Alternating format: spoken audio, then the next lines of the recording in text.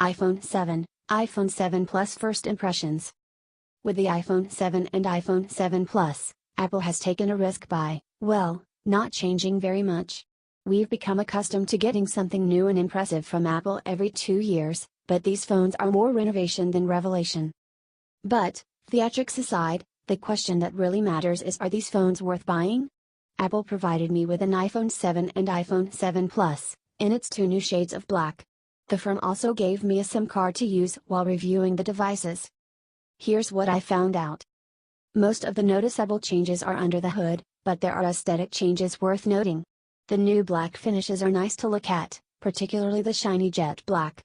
The jet black finish, though, is a fingerprint magnet. But at the end of the day, many people are likely to cover the finishes up with cases.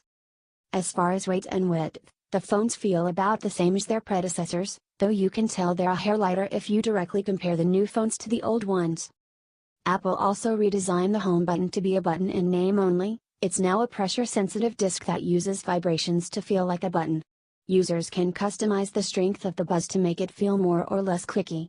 The faux button, particularly on the lowest setting, can feel a little muddy, and at first, I really didn't like how it felt. But after 2 days and some adjusted settings, I almost didn't notice anymore. One improvement could be a big deal to every iPhone user who's ever complained about running out of space or missed a critical photo because they didn't have room on their phone to take it. Apple has doubled the storage on the base models of the new iPhones, which finally brings Apple up to par with its closest competitors in this area. A base model iPhone 7 or iPhone 7 Plus now has 32 GB of storage instead of 16 GB. You can only get a jet black iPhone with either 128 GB or 256 GB of storage. And those who may have worried that they weren't going to get a speed or processing boost from the iPhone 6 or the iPhone 6s can rest easy. Apps load snappily and without lag. Apple redesigned the home button in part to make the phone more water resistant. The phone can withstand about 3 feet of water for up to 30 minutes. But that is certainly not recommended. Although the iPhone is able to withstand a quick dip in the sink or, as can happen, in the toilet, it's not exactly waterproof. It has a lower water resistance rating than Samsung's Galaxy S7 line, which delights in showing off its resistance to water fountains and champagne in its commercials. Basically, all Apple's water resistance means is that you don't have to weep if your phone falls in a puddle. Dropping my units in the sink was a serious test of my nerves, but if these phones get wet, you still can't completely brush that off. Apple, in fact, recommends that you don't plug the phone in for several hours if the power port takes a bath. Both phones have been designed to improve battery life, with the inclusion of 2 efficiency processing cores alongside Apple's existing performance cores, which allow the phone to use less power for the same processes.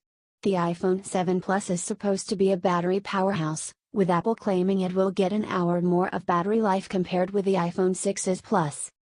In practical terms, both of the new phones can easily make it through a day of regular use without a problem. In my use, the iPhone 7 Plus could have lasted into the next morning if needed. But battery-intensive features such as following directions on a map would still probably have you reaching for the power cord sometime before bed. Overall, when it comes to performance, if you upgrade from the iPhone 6 or earlier, you will feel a big boost that may be worth the money. But iPhone 6's users can probably sit this upgrade out. The improvements aren't that big, unless you're really into upgrading your iPhone's camera. The camera is definitely the part of the iPhone that received the most attention in these upgrades. Apple now includes 4 flashes instead of 2, meaning that, yes, you can have twice as much flash to take pictures as before. Apple also added features that prevent you from taking pictures that are too shaky. Real photography fanatics may want the iPhone 7 Plus. The larger iPhone has a dual camera, which has a normal wide-angle lens and a second lens that Apple refers to as a telephoto lens that improves the camera's ability to take close-up pictures. The zoom feature on the Plus is impressive.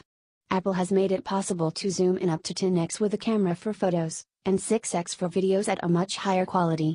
It's not perfect resolution that close, but it can be pretty good, even at night.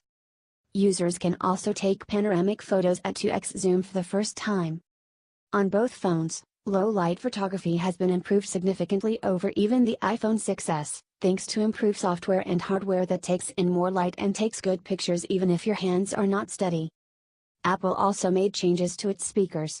The new iPhones produce more sound from their now stereo speakers, making it noticeably better to listen to music and play games when you're not in a place that requires headphones, or when you want to share content with others nearby. In terms of sound quality, I didn't notice any great difference between the Lightning headphones and the standard headphones that came with my last iPhone. While playing games and listening to music, they performed about the same to my ear. But while things don't change much if you're using Apple products, the truth remains that the whole world is not made of Apple products. If you're flying on a plane, for example, and only have your Lightning or Bluetooth headphones on hand, you'll be out of luck for watching any in-flight movies unless you want to buy another cable. Ditto if you use your audio jack to plug into your car. Apple includes a headphone jack adapter in every box, and the adapter fits snugly on the end of a normal pair of earphones without too much trouble. Even when I yanked the headphones out of the bottom of the phone, the adapter held tight to the headphone cord. That said, throwing an adapted headphone cord in my bag did pull them apart, making me worry about how easy it could be to lose the adapter.